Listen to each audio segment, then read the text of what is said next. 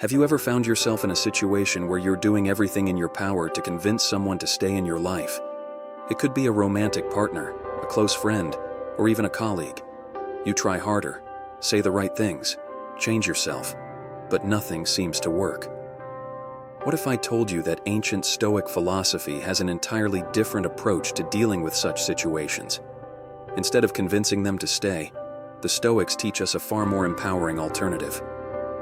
Today on Stoic Mindset, we're going to dive deep into why convincing someone to be with you is a mistake, and what you should be doing instead to live a more fulfilled and resilient life.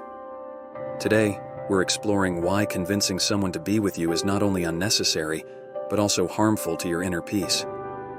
More importantly, we'll discuss what the Stoics advise you to do instead.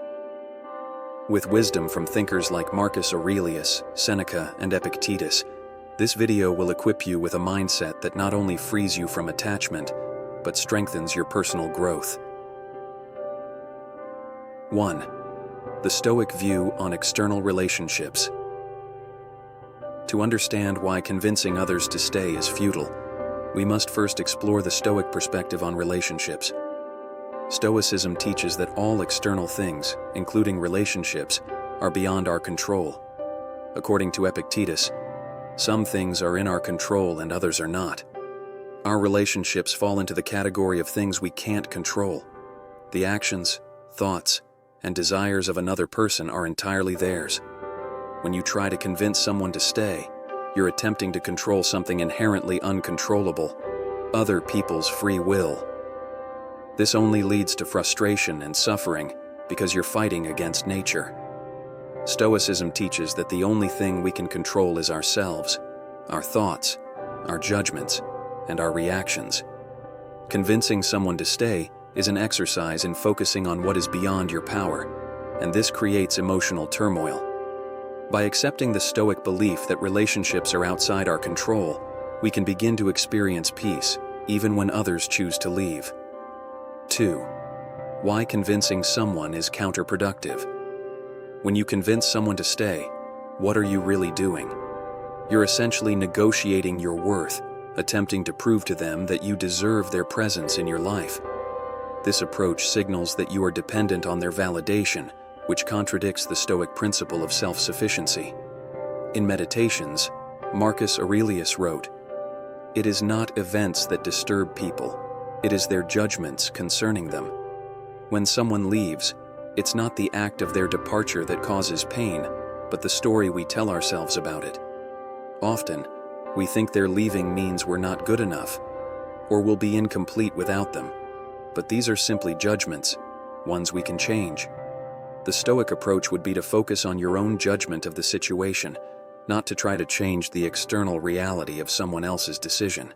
Trying to convince someone is counterproductive because it often comes from a place of fear and insecurity. Fear of being alone, fear of rejection, or fear of not being worthy. The more you try to hold on, the more you reinforce your dependence on that person's approval. 3. Embrace acceptance. The Stoic approach. Instead of convincing someone to be with you, the Stoic path advises us to practice amor fati, the love of fate. This concept is about accepting whatever happens as part of the natural course of life. If someone chooses to leave, instead of resisting or trying to persuade them to stay, the Stoic practice is to accept their decision as part of the unfolding of life.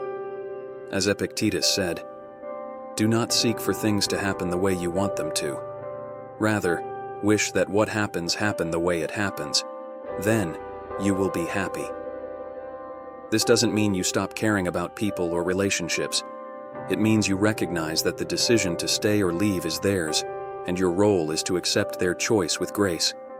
By embracing acceptance, you preserve your inner peace and maintain control over the only thing that is truly yours, your mind and actions. The power of detachment is not about emotional coldness or avoidance of relationships. It's about maintaining your center regardless of what happens externally.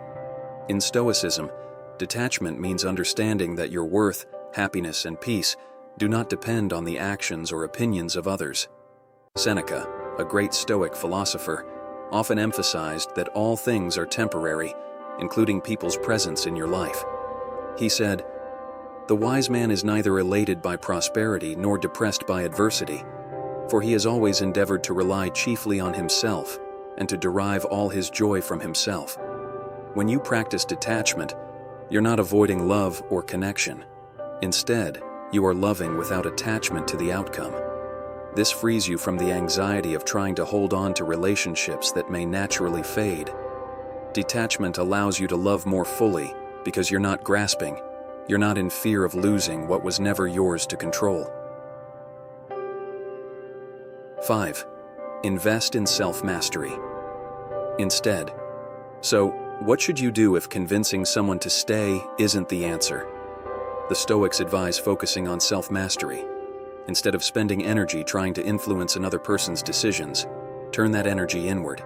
Strengthen your virtues, cultivate resilience, and focus on becoming the best version of yourself.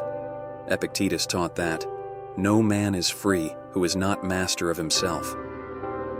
When you focus on mastering your own emotions, thoughts, and actions, you become less dependent on external validation. The need to convince someone to stay diminishes because you've already found 6. Practicing negative visualization. A key Stoic exercise that can help you release attachment is negative visualization. This involves imagining the loss of the people or things you care about, not to invite tragedy, but to prepare your mind for change. By mentally rehearsing the possibility of loss, you can reduce the emotional shock if it happens in reality. As Seneca wrote, "He robs present ills of their power, who has perceived their coming beforehand." This exercise helps you detach from the idea that anyone or anything is permanent. It allows you to appreciate relationships while they last, but also be prepared for the natural end of those relationships. Negative visualization helps you cultivate a mindset of acceptance, so if someone leaves, you're ready to let go without feeling devastated. 7. How letting go leads to freedom. Letting go of the need to convince someone to stay opens up a new kind of freedom. When you stop trying to control others, you free yourself from emotional entanglement. You allow others the freedom to make their own decisions, and in doing so, you reclaim your own autonomy. As Marcus Aurelius said, "If you are distressed by anything external, the pain is not due to the thing itself, but to your estimate of it. And this you have the power to revoke at any moment." Letting go means reclaiming your power. It means understanding that you are whole, complete, and valuable, whether someone chooses to stay or not. It's not about indifference. It's about recognizing that your happiness and peace come from within, not from the presence of another person. Thank you for watching Stoic Mindset. If this video resonated with you, please like, subscribe, and share.